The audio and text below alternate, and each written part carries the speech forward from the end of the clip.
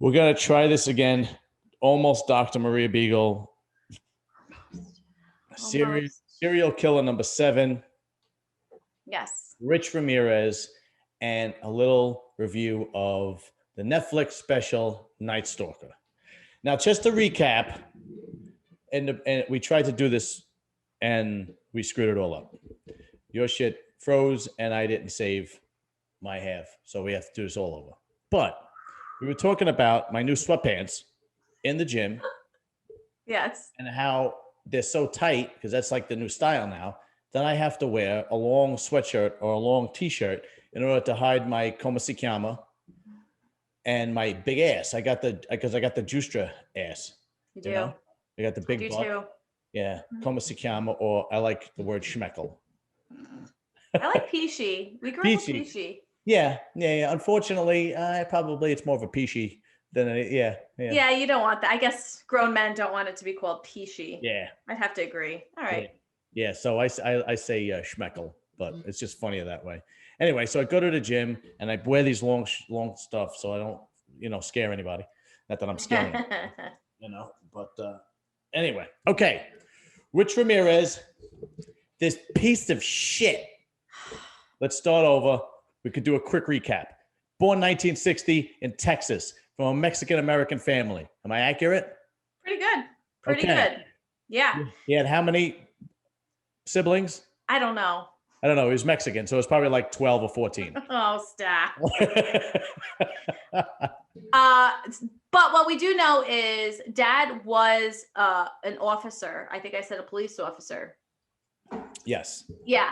And then he later became a laborer, which is interesting because we don't know why, but I have a little theory. They did say he was very abusive and he had a temper. So I kind of wonder if he was forced out of the police force. They let him go, or early retirement or whatever. Yeah, we don't want to be liable for you, so peace. That's what it looks like. It could have been something different, but yeah. So educated guess. That's what I'm going with.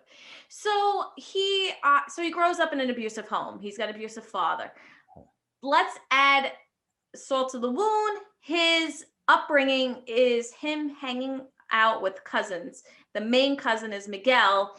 Miguel was a Green Beret in Vietnam who used to rape and torture his victims and then snap Polaroids of them and brag to his 12-year-old cousin, Richard Ramirez, of what he did.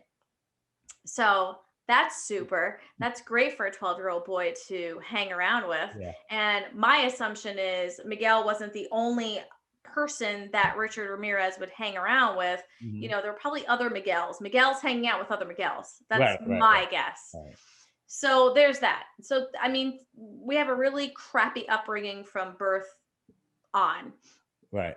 And then we get to the point he's doing drugs, marijuana, STD, drops out of high school, moves in with his sister, mm-hmm. who is married to Ricardo. Ricardo is a peeping Tom. Well, I mean, there was no PlayStation back then. You had to do something. I guess cable's not a thing. I mean, Netflix and chill. Yeah, it's not a thing. So who did Richard Ramirez go with and hang out with? Ricardo used to take him out on his nightly excursions to snap some pictures and to be a peeping Tom together. So this poor soul at this time, I call him a poor soul. I don't later on. Mm-hmm. At this time, this poor soul is just, like you said, it's just a recipe for disaster. Recipe for disaster. Recipe. And it just keeps cooking and cooking. Yeah. So, so he's hanging out with Ricardo and, Now the sister, is that how he gets to California? Because I know he winds up in California. Yes, I believe so. Okay. And then, he's first in San Francisco? His first killing is in San Francisco. Okay. It is, he murders a 9-year-old Chinese American, Mai Long, in the basement of a hotel where he was living at the time. Mm-hmm. And I don't believe he raped and beat her. Okay. Why a 9-year-old girl we talked about? He was easy. It's his first victim. We want it to go smoothly. So let's get something that's easy, vulnerable. You could be powerful over. Now, is he into the satanic worship yet at this point. He's interested in it. He's interested in Satanism. He got into that in his teens. Which is really odd because Latin people and Mexican people are so religious. They're so Catholic. Yeah. I mean, everything is about God. And it's strange that a Mexican American picks up Satanism. You would think that some white kid from the Midwest was an outcast, right? You would think that.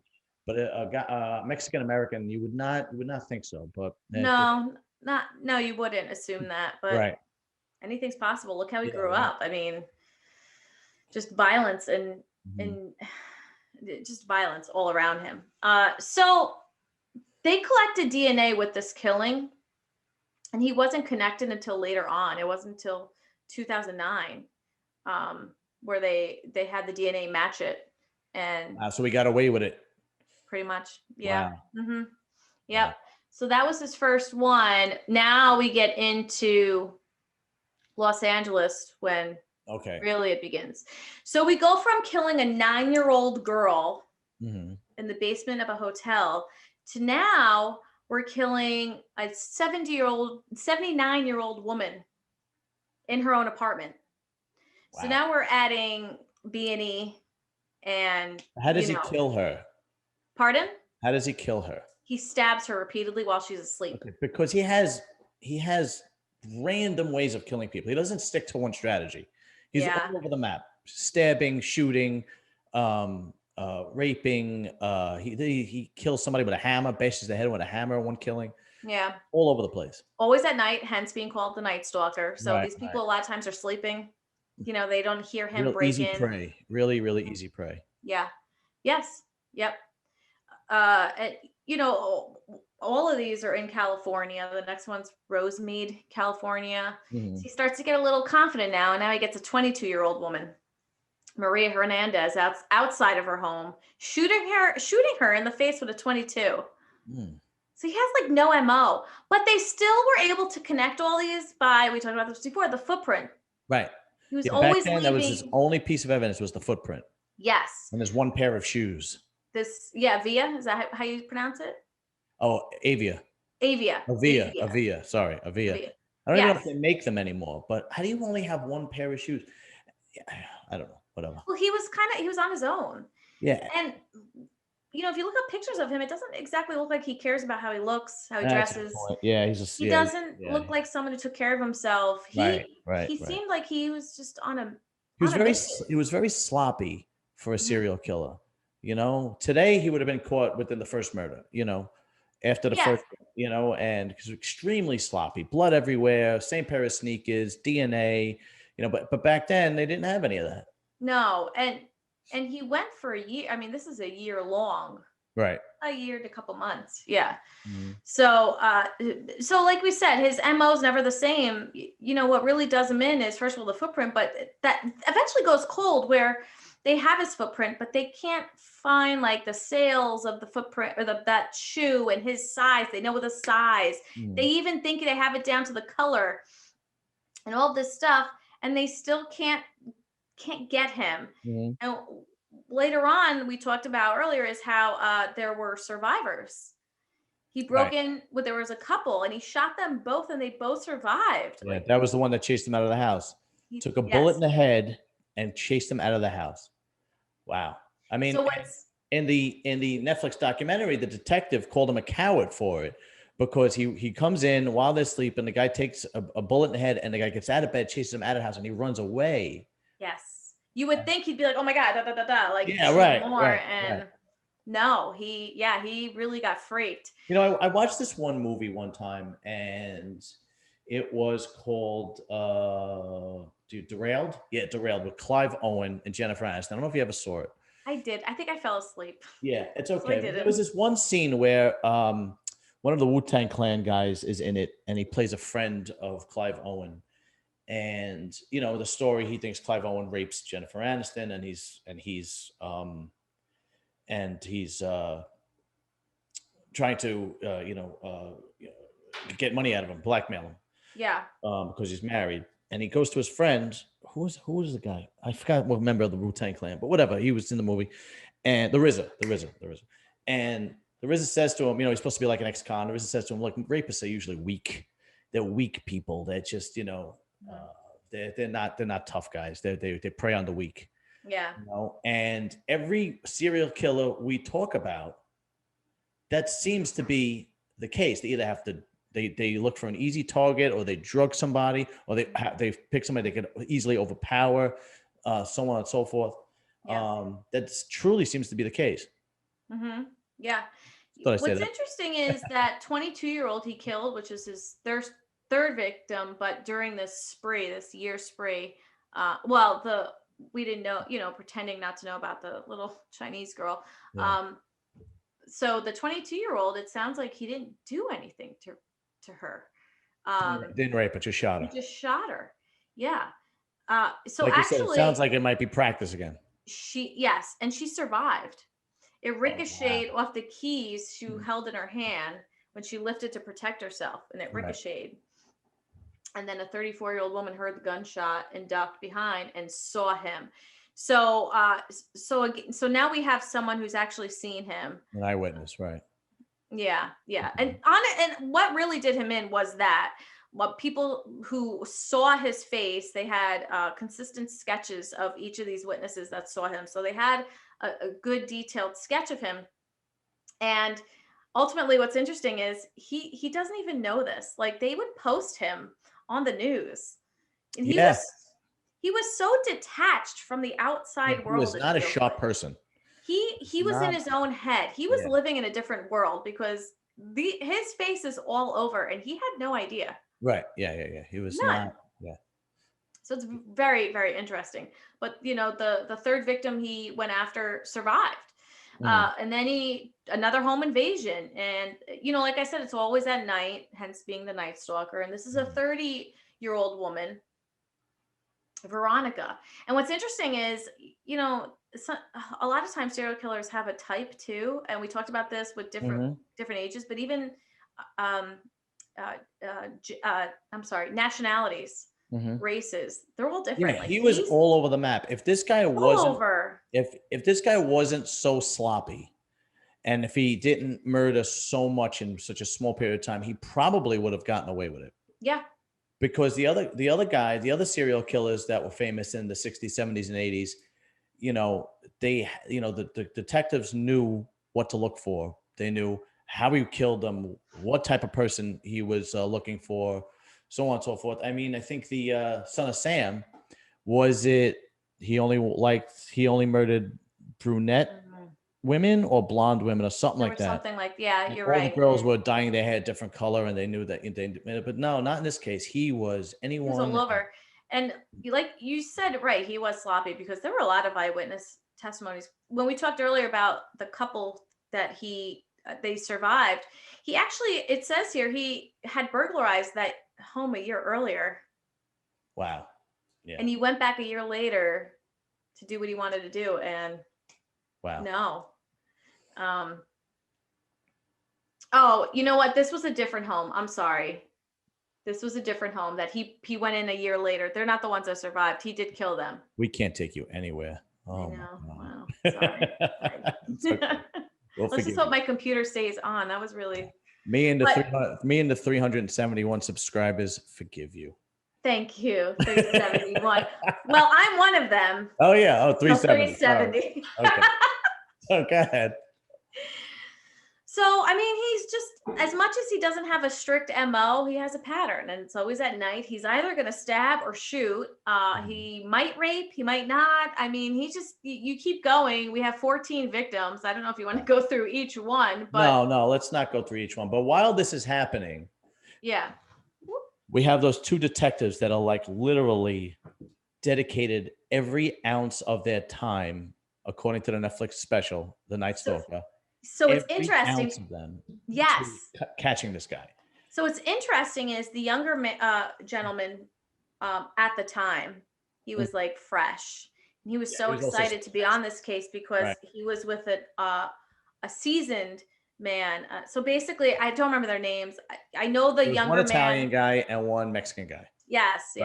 And the Italian seasoned investigator wanted the Spanish one because he was bilingual, and were in the neighborhoods where you needed someone who could speak Spanish. Right. So and they worked fantastic together. The younger investigator was really, I don't know how his wife did it, because it got to I a don't know point either. where It she got to, had to take the she kids left. and Yeah. go, like she couldn't, Well, they didn't want her. one of the murders was like 5 minutes away from their house. Yes, and that really She was just, scared them. yeah, that scared her. And he didn't, oh, wasn't it? Okay, so he didn't see her for that time that he was, Yeah, and eventually when he finally got to see her was when the case was they all she over and they got, when she came back home. That is well, that. no, he went to a wedding or something, and they were like all congratulating him. And he's like, "Thank you, but where's my wife?" Because he hadn't That's seen right. her. That's right. That's right. Yeah. Oh my God. It's just, That's a true love story. that's, And yeah. that is one dedicated wife. Well, first of all, let's talk about him, his character. He hasn't seen his wife in, I don't, months. I think it Months. was. Yeah. Yeah, it was months. And he Working walks, 16 to 20 hours a day. and they finally get this disgusting Person. monster who's been, Right. just terrorizing LA. Mhm. And they get him, okay, and we'll talk about how he gets him, but I like to talk about the character of this man. He walks into a family event, which I think was a wedding for some family member, and people are swarming him because they know it was him, and they're Mhm. congratulating, and he could have ate it up, Right. like, yeah, let me tell you how I did it. Right. No, No, the first thing he said, "Where's my wife?" that's right. Because that just to me is like, All that's he wanted, character. but yeah, absolutely. He wanted his wife and his kids back home, and she came Yes. home, and they're still together to this day. Yeah. You Yeah. know, I today, this is going off on a different topic, but Yeah. today, marriages are not sacred anymore for the most part. I mean, 50%, maybe 50 to 60% end up in divorce, Mhm. and they should look at marriages like that are extremely difficult to get through, and those two got through it. I mean, here's a man that his job is chasing the most disgusting, vile, evil human being, Heinous. and his wife, and he was working 16 to 20 hours a day, and his wife stood by his side, and the only reason she left the house was because she was scared, because one of the murders was 5 minutes away from where they live. And Yeah. then as soon as he caught them, she came back home. Back. Yeah. Oh yeah. It And speaks it volumes. yeah, absolutely, absolutely. It's not Okay. like there were cell phones where they're texting all the No, no, time, no, and no. communication was limited in the 80s, That's it. I mean, It was a landline, and that's it. yeah, you weren't online talking to your husband, wife then. So That's that right. just showed me character with him. Like I said, he could have ate it up. People were swore, his family were like, "You did it, da da da da da," Yeah, and he could have, yeah, that's right. yeah. No, No, no, nope. definitely not. Where's my wife? Where are my That's right. kids? I That's need to right. see them. Yeah. So that was, so going back to how they get him, they had this consistent footprint that eventually wasn't even the thing that really led it to them. It was Mhm. all these eyewitness testimonies that were able to get the sketch of this man. They posted all over. Right. They have this inkling that he's going to be at the bus station. That's right. That's right. He gets on the because he finally realized, okay, he's done. Everybody He's knows this looking guy. around. He's like, "Oh my God, Yeah. that's my face." Like shocked because he's in his own screwy world. Yes, yes. He definitely was detached from reality. And I mean, I don't know how he lived. Like, where did he live? What did it look like? I would love to know what his it's home gotta looked be, like. There yeah. probably wasn't a TV. There wasn't a phone. He's just so detached. Yeah, absolutely. To not know your face is Yeah. taking up the entire city. And we're not Right. talking like Allentown. No, it's Los Angeles. Right. It's Los Angeles. Yeah, Yeah, yeah, like, yeah, yeah. yeah. And So, my favorite part of the documentary was physically how they caught him.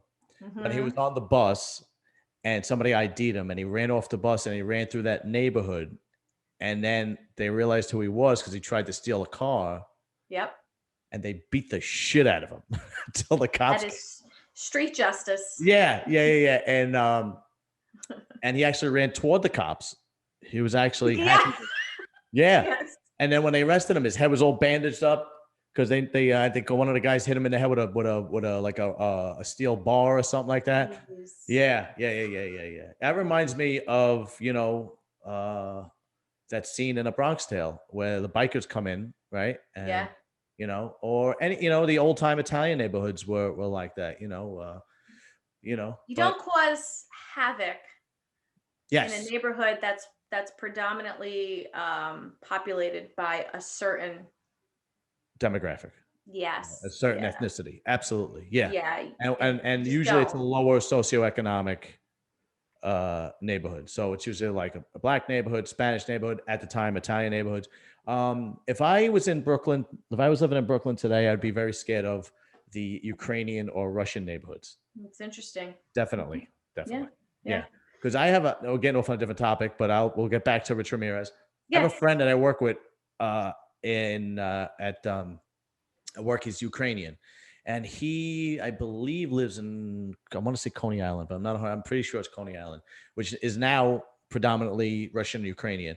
And Okay. he said when everything was locked down, they didn't lock down. They stayed open and nobody said a word.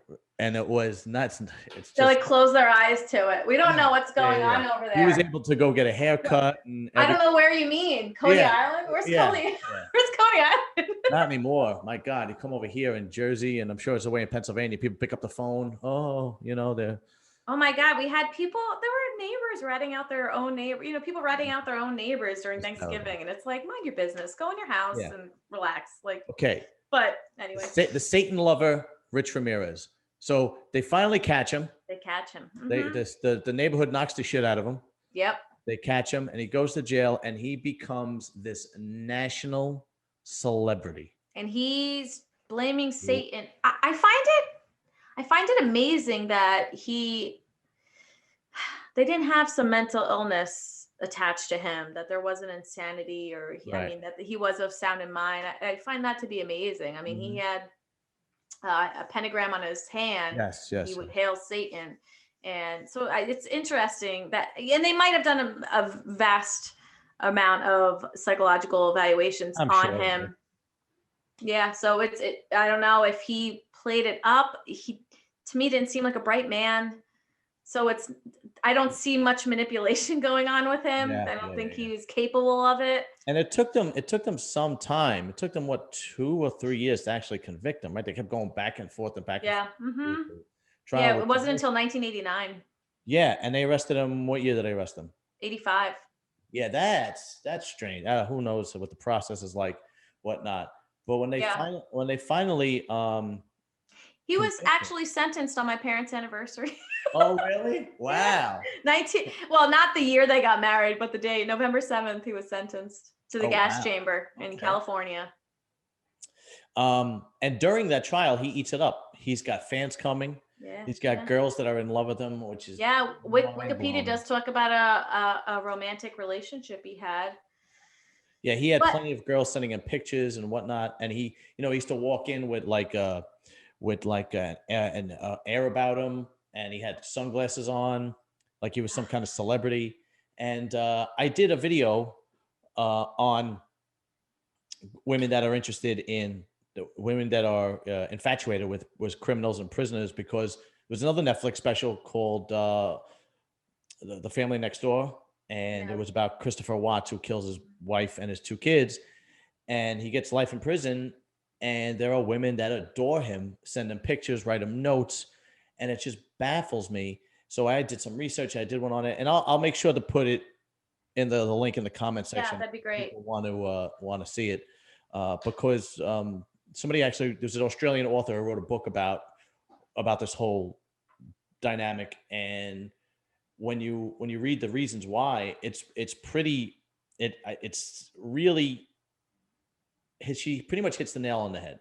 It sounds really, really like, you ever go, why is that? And then you read something and you go, oh, okay, that makes sense now. I've done that to you a few times. yeah, absolutely. Yeah. They do have a relationship, I guess, a serious relationship. In 1985 with Doreen Loy, wrote him 75 letters during his incarceration. In 1988, he proposed to her.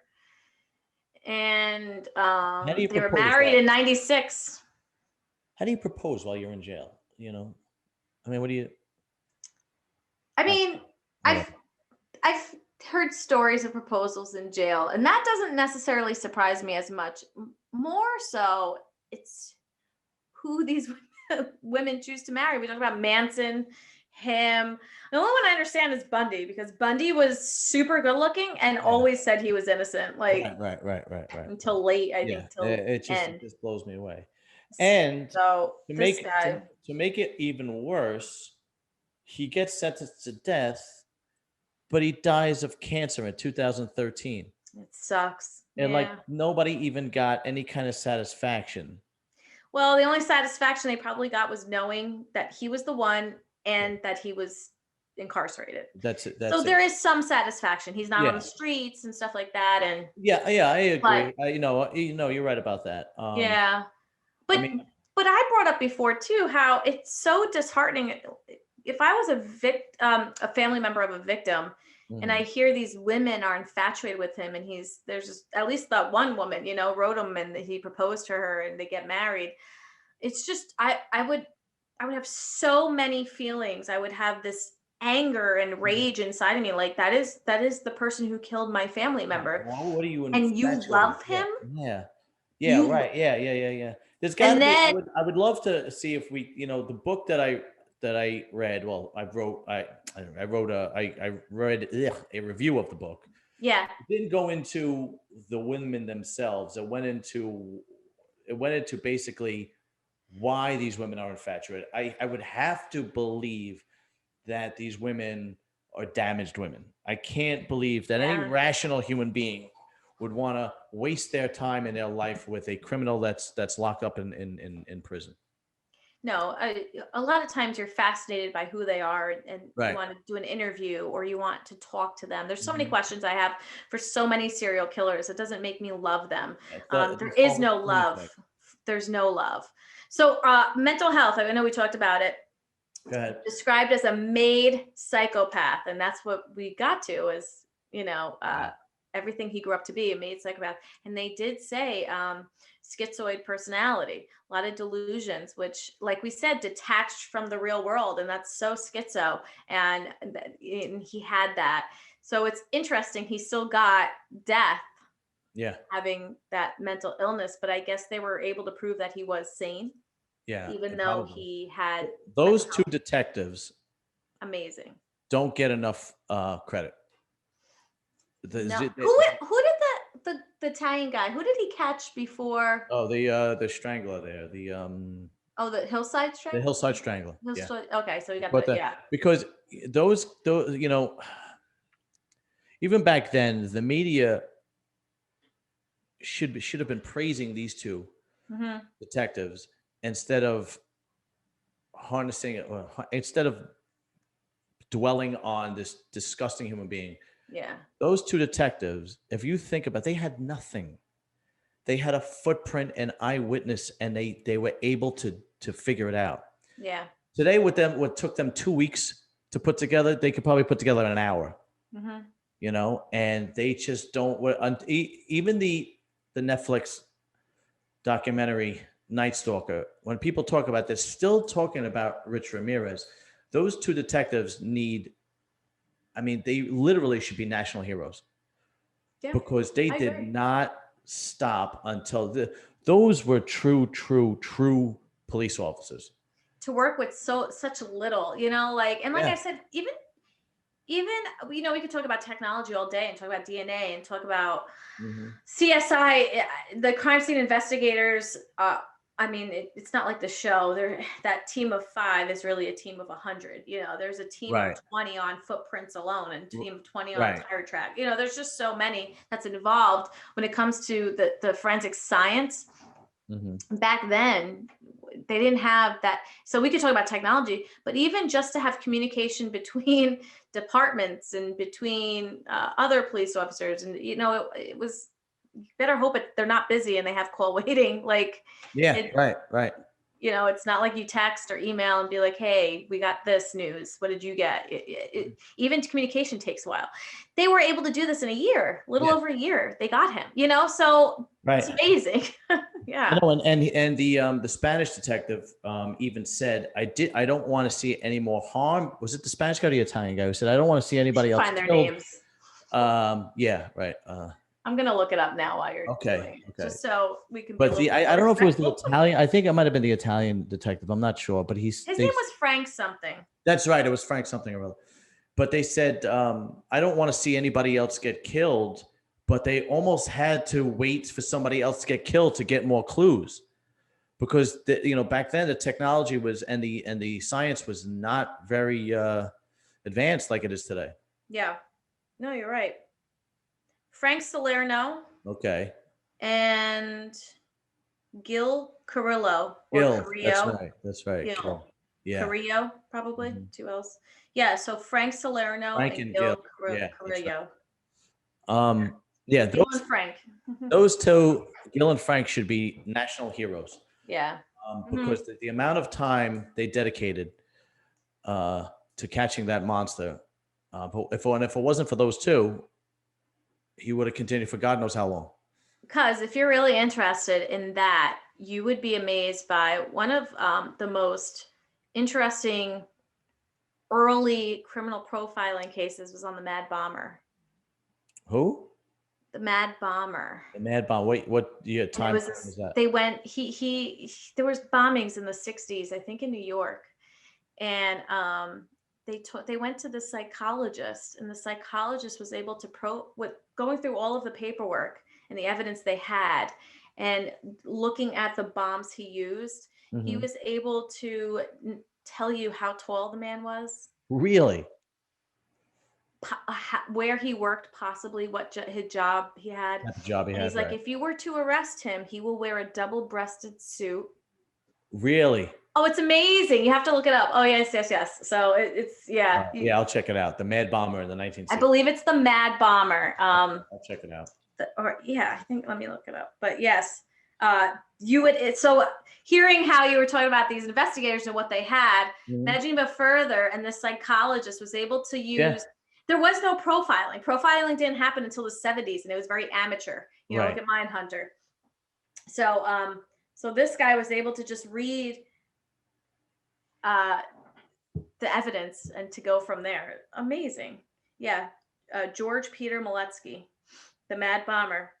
All right, I'll have to check it out. He terrorized New York for 16 years. It was the 40s and the 50s. Mm. Yep.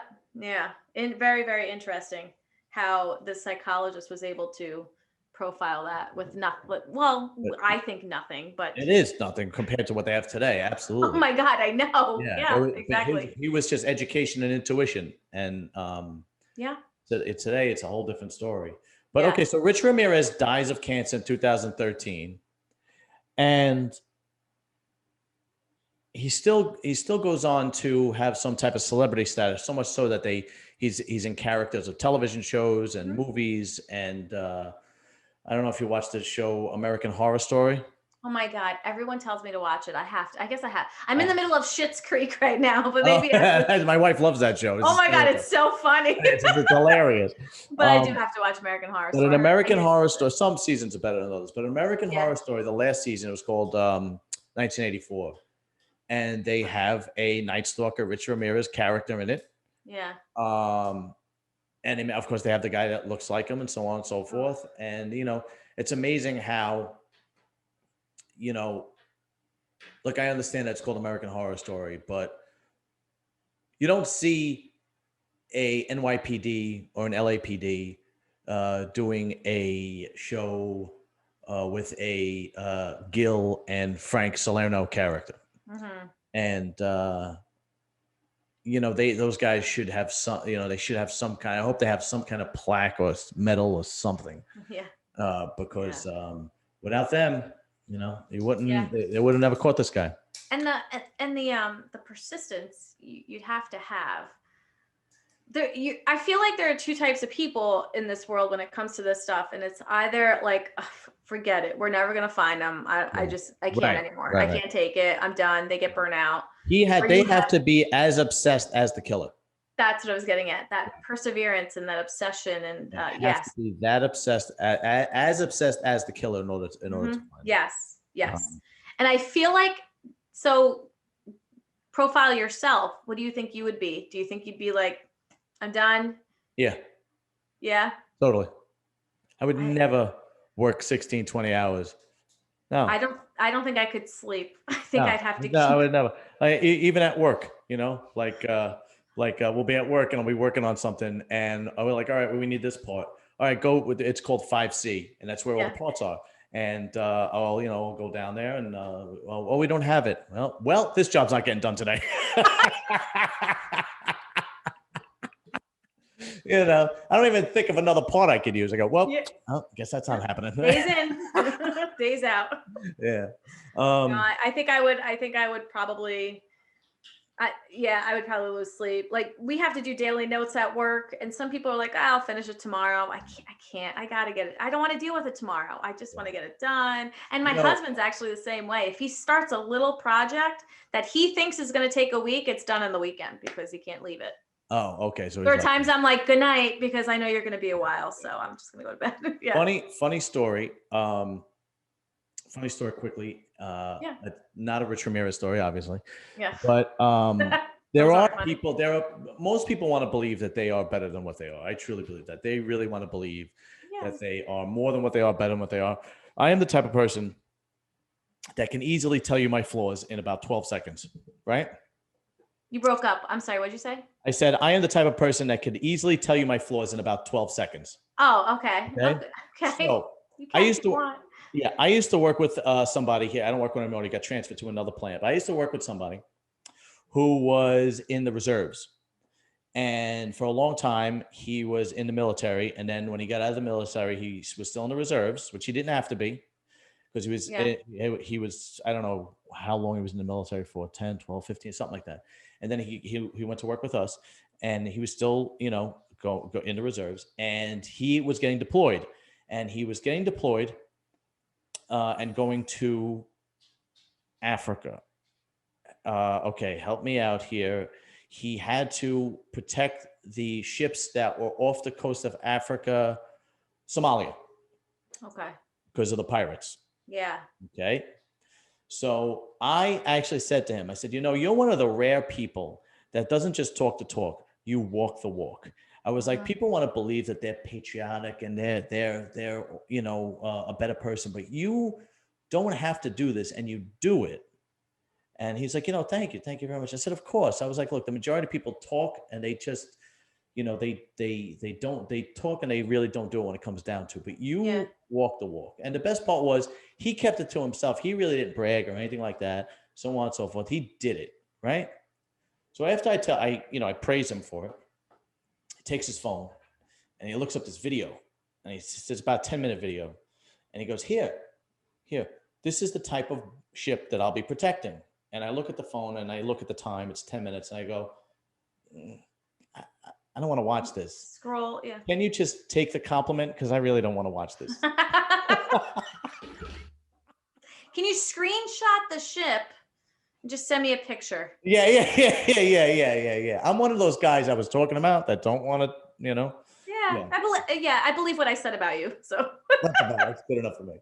Yeah. Okay. Yeah. So by the time this video comes out, I will have interviewed Daryl McDaniels from Run DMC, also known as DMC. Big shoes to fill. Or like I said, though, I do feel as though my background's a lot better. Yeah. He had a bit of a messy background, but I think that was his son's bedroom, because he told me that his son had to set up everything for him because he doesn't know how to use Zoom and all that. But you will be the video on Serious and Silliness immediately after Run DMC. I hope he watches it. I hope he watches me and says, I don't like her hair. Or no, I'm just kidding. I don't think. Who is this girl? She's an amateur. No, he's a super nice dude. Like, super. Oh, I can't wait to watch it. Yeah, I mean, either, to be honest with you, because I was so nervous that I really didn't get to enjoy it. I just kept thinking about the time, because it was limited in time. I only had an hour. I kept thinking about how am I going to transition into the next question without interrupting him. And then as the interview kept going, I had more questions about things that he was saying that I didn't think of, and so on and so forth. But super nice guy. Anything I've ever heard about him, he really tries to help out in the community. He speaks at a lot of high school and college graduations. He lives in New Jersey now, so he does a lot of it in New Jersey, even though he's from Queens. And when I asked him, is there anything you don't want to talk about? He was like, no, he was an open book, whatever you want to talk about, because his Jam Master Jay got murdered. And I, he might not have wanted to talk about that, but we did. He had an alcohol problem. He might have not wanted to talk about that, and he did. And he was, wow. I mean, it was fantastic. He even brought these things up. Like, he brought up his alcohol issues. I didn't even have to ask him. I mean, I read about it, and I thought to myself, all right, I'm just going to skip that. I'm not going to ask him about his alcohol problem, but he brought it up. Really, really down to earth, open book, really nice guy, man of his word. Because, I'm thinking, oh, he's telling me yes, and he'll forget about me. He's too busy. And all I had to do was text him twice. The second time I said, I don't mean to bother you, sir, but, you think, can we do this? And he goes, and he actually wrote me back. He goes, how about Sunday at 4:00? And I was like, great. And he gave me his email and he goes, send me the link when you're ready. Yeah, exactly. And I was like, fantastic. Like, oh my God. And then, like, I was so nervous. My wife was like, have a drink or something. I was like, no, I don't want. I gotta be clear. Yeah. Plus, it was the Sunday after Guy Talk, and I was lit from doing Guy Talk. I don't know did you watch the last Guy Talk? I haven't seen it yet. No. No. It was so funny, and we were so drunk. It was hilarious. You got to get your husband to watch it. It's okay. hysterical. I will. Anyway, okay. Rich Ramirez, that piece of shit. Douchebag. Dead. Glad he's dead. Wish he would have died differently, but yeah, I know. Really, I love how the light shines off my head. Look at that. It's fabulous, isn't it? What if I just easy? Yeah, really. Really. Okay, much better now. Much better. Yeah. No, it's better before. You weren't glistening. Well, that's because I was this far back. But I did feel weird because I would go like this, and you're so far back. I'm like, I should probably go back then. I've had rule? What's the my just to show you, right? Okay. I've had my bachelor's degree and my master's degree sitting here in my man cave that I've been wanting to frame and hang for the last 6 months. And I even took pictures down in here that are in my attic that I have to put back up. And I just keep forgetting about it. And then I really got to frame these things and get these things going. And I think about framing mine, but then it's if I get it, if I have to teach, if I get a job teaching somewhere or doing something, do I have to take it out of the frame and cut? Show that Oh, that's a good point. Yeah, I know. I'm always kind of ambivalent. I don't have a spot where I could just put it on I'd have to hang another shelf and just put it on there like that. Yeah. I don't know. I work in the sewer, so there's nobody's asking me what my degrees are, so I'll just frame them. I don't know. All right. Be proud of yourself. You have degrees. Yeah. You did it. Yeah, it took me till I was 42 to pay off all the loans, and now I'm doing this, talking to you on this podcast, and I work in the sewer shoveling shit in Harlem. I'll probably be leaving my loans to my kids. Yeah, tell me. You're welcome. Yeah, right. Yeah. All right. Thank you again, Maria Beagle. You are a fascinating human being, and fascinating. Thank you. Can't say enough about you, and you're a great cousin. Thanks. I'm gonna put you. Oh God, I'm ranked. Wait, real quick before you rank me, a 6-year-old with autism told me I look delicious. So really? I don't know if you can top that. It's because your hair looks like a lollipop. That's why. Yeah, maybe like cotton candy. I'm gonna put you in my favorite two people are my wife and my nephew. You're definitely in that next. So between top 10. Yeah, between 3 and 10, you're in there somewhere. I'd have to write it. Just saying, just letting you know. Thanks. Never ranked family. Yeah. But I guess I have to now. Nobody wants to rank family because nobody wants to know the truth. Because if you don't make the top 10, and believe me, there are people that don't make the top 10 that I'm very, very close with. There's people that I love, but I don't necessarily like them. We should do a session on that one day. Yeah, you ain't kidding. All right, thank you again, soon to be Dr. Maria. But yeah, when do you become a doctor? How much longer? I actually had to switch chairs. Professors who run my dissertation, I had to switch because this guy was very what's the word I'm looking for? He dragged his feet. Oh man. I probably should have been done, and Right. it actually gets me sad because I I had to rely on him, and he wouldn't get Yeah. back to me for months. Yeah. So this other one, she gets back to me within like 48 hours. Oh, that's So fantastic. All right, good. hopefully this year. But I'm sure 2021. All right, and then we could just officially call you doctor, even though I still call you doctor. yeah, I may be D if that helps. That's right. That's right. Now, what was that? What did that stand for again? All but dissertation. Yeah, good enough for me. All right. Thank you, almost Dr. Maria Beagle. And we'll be back next time. We'll figure out who we're going to talk about next time. Yes. All right. Hey. See you soon. Bye.